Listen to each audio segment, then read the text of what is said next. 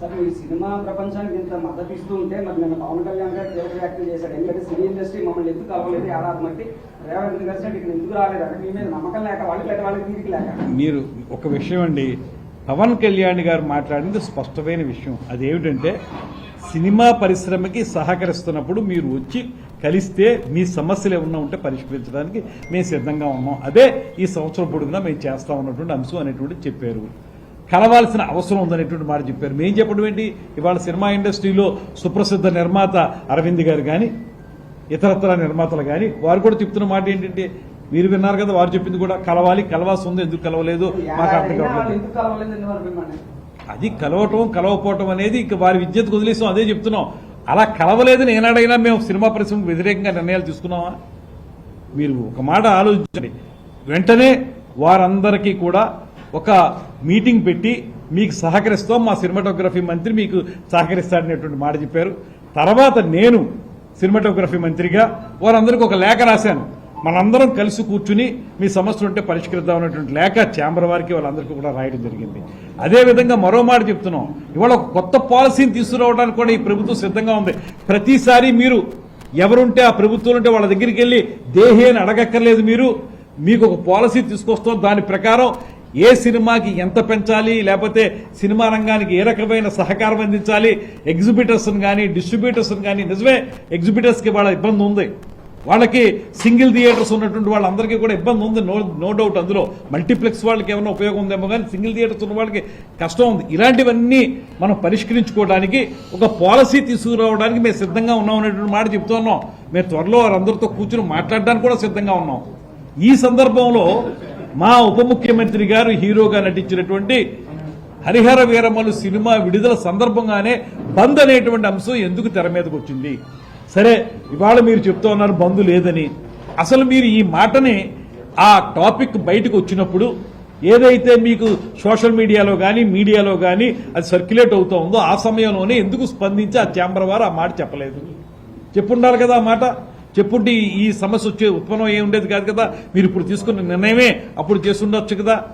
నేను మాట్లాడేది ఏంటంటే, ఇవాళ ఇంత మంచి వాతావరణం ఉన్నప్పుడు మాకెవరితో సంబంధం లేదనేటువంటి మాట మాట్లాడుతున్నటువంటి దామోదర్ ప్రసాద్ గారి మాటలను కానీ, దీని ద్వారా రాజకీయ లబ్ధి పొందాలనుకుంటున్నటువంటి ఒక మాజీ మంత్రి వైఎస్ఆర్సీపీ వ్యక్తి గురించి కానీ నేను చెప్పేది ఒకటే, మీరు వాస్తవాలను గ్రహించి ముందుకు రండి. ఇవాల్టి వరకు ఏనాడైనా ఏ సినిమాకి సంబంధించినా సరే మీకే చిన్న ఇబ్బంది అయినా కల్పించామా మేము? లేకపోతే మీరే అడుగుతున్నట్లుగా మీ మీడియా వారు అడుగుతున్నారు, వాళ్ళు రాలేదనేటువంటి ఉద్దేశంతో ఏనాడైనా మీకు అన్యాయం చేశామా? ఎప్పుడైనా సరే మీ సినిమాకి సంబంధించి విడివిడిగా మీరు వచ్చినా కూడా మీకు సహకరించాం, మీ ప్రైస్ హైక్ కావాలంటే చేసి పెట్టాం, షూటింగ్లకు అనుమతులు ఏర్పాటు చేసాం, ఎక్కడా కూడా మీరు రాలేదనేటువంటి మాట మేము పెట్టుకోలేదే. దీన్ని గ్రహించమని చెప్పి కోరుతా ఉన్నాం. అందరూ కలిసికట్టుగా మీరు రండి, ఎగ్జిబిటర్స్ కానీ డిస్ట్రిబ్యూటర్స్ కానీ నిర్మాతలు కానీ అందరూ కలిసి వస్తే ఈ ప్రభుత్వం సంపూర్ణంగా సహకరించడానికి ఎల్లవేళ సిద్ధంగా ఉంది. ఇవాళకి కూడా అదే మాట మీద నిలబడుతున్నాం మేము. మా ముఖ్యమంత్రి గారు ఇది బయట ప్రచారాలండి. ఆ నలుగురు అనేటువంటి విషయంలో మళ్ళీ ఎవరో ఏ నలుగురు కాదో ఏ నలుగురు అవునో అనేటువంటి విషయంలో కూడా ఇంకా లేదు. విచారణ ప్రారంభమైందండి, నిన్నే ప్రారంభమైంది కదా. రావాలిగా, రిపోర్ట్ రావాలిగా. మరి రిపోర్ట్ వచ్చిందో మీ అందరికీ మీ ద్వారానే ప్రజలకు తెలియజెప్తాం ఆ రిపోర్ట్ యొక్క నిజానిజాలు. కల్పించే మౌలిక సదుపాయాల గురించి కూడాను ఆరా తీయడం పవన్ కళ్యాణ్ గారు అన్నారు. అసలు ట్యాక్స్ అంతవరకు తగ్గాలి, వీటన్నిటి మీద కార్యాచరణ రూపొందిస్తున్నారు. ఈ ఎంక్వైరీలు అన్ని తేలుతాయండి. ఇప్పటికే చాలా వరకు థియేటర్ల దగ్గర కూడా వస్తుంది. అంటే కొన్ని చోట్ల మాట్లాడుతున్నటువంటి మాట ఏంటంటే, ఇవి కాదు స్టాండ్ ఎలోన్ థియేటర్స్ విషయంలో కాదు ఆ మాట. మల్టీప్లెక్స్లోకి వచ్చేటప్పటికి థియేటర్లో టికెట్ ధర ఏమో 200 ఎంతో ఉంటుంది, ఏమో పాప్కార్న్ అలాంటివేమో 300 రూపాయలు, అలాగనే కొన్ని విషయాలు బయటపడుతున్నాయి. దానికి సంబంధించి కూడా తెలుసుకోవాలని చెప్పి, ఎందుకంటే మనం సినిమా టికెట్ని ఒక్కదాన్ని విడిగా చూడడానికి లేదు. ఒక సినిమాకి వెళ్ళినటువంటి ఫ్యామిలీ వాళ్ళకి మొత్తమే ఎంత ఖర్చు అవుతుంది, ఇవన్నీ కూడా దృష్టిలో పెట్టుకోవాలి. కాబట్టి వాటి మీద కూడా విచారణ జరగాలని చెప్పి మేము కోరుతా ఉన్నాం. జరిగిన తర్వాత ఇందులో ఒకటే స్పష్టంగా చెప్తాం, ఎక్కడా కూడా గత ప్రభుత్వంలాగా కక్ష సాధింపు విధానం మా దగ్గర లేదు.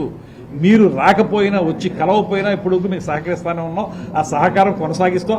ఈ విచారణ కూడా దేనికంటే, ఇందులో నిజానిజాలు తెలిసిన తర్వాత మేము సినిమా రంగానికి మరింత సహకారం అందించడానికి ఏ రకమైన కార్యక్రమం చేయాలనే దాని మీదే ఈ రకమైన విచారణ అనేటువంటి మాట కూడా స్పష్టం చేస్తాం.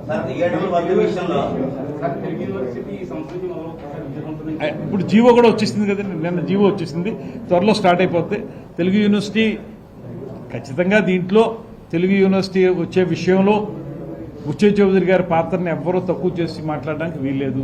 100% కూడా దాని బ్రెయిన్ చైల్డ్ ఆ రోజున అప్పుడున్నటువంటి గవర్నమెంట్లో 100% మన ముఖ్యమంత్రి ఎన్టీ రామారావు గారు, ఆనాడు ఉన్నటువంటి ముఖ్యమంత్రి ఎన్టీ రామారావు గారికి తెలుగు భాష పట్ల ఉన్నటువంటి ఆయన మక్కువ, లేకపోతే స్వయంగా ఆయన అద్భుతమైనటువంటి తెలుగు భాష మీద ఉన్నటువంటి అభినివేశం ఉన్నటువంటి గొప్ప నటుడు కనుక ఆయన ఆ రోజు ఈ తెలుగు విశ్వవిద్యాలయం అనేటువంటిది ప్రత్యేకంగా ఉండాలని ఆలోచన చేశారు.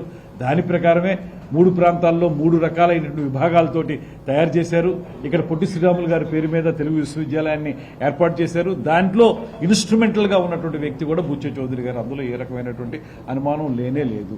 ఇవాళ మళ్లీ దాన్ని హైదరాబాద్కి పరిమితం అయిపోయినటువంటి దాన్ని మళ్లీ ఇక్కడ తీసుకొచ్చే విషయంలో బుచ్చయ్య చౌదరి గారి పాత్ర, ఇక్కడ స్థానిక శాసనసభ్యుని యొక్క పాత్ర, అదేవిధంగా మంత్రిగా నేను కూడా పదే కేబినెట్ మీటింగుల్లో నేను కోరాను ఏంటంటే తెలుగు విశ్వవిద్యాలయాన్ని పునరుద్ధరించండి. అది ఆన్ రికార్డు ఉంటాయి, ఇవేమి కూడా మనం ఊరికే మాట్లాడి ఉంది ఖాతా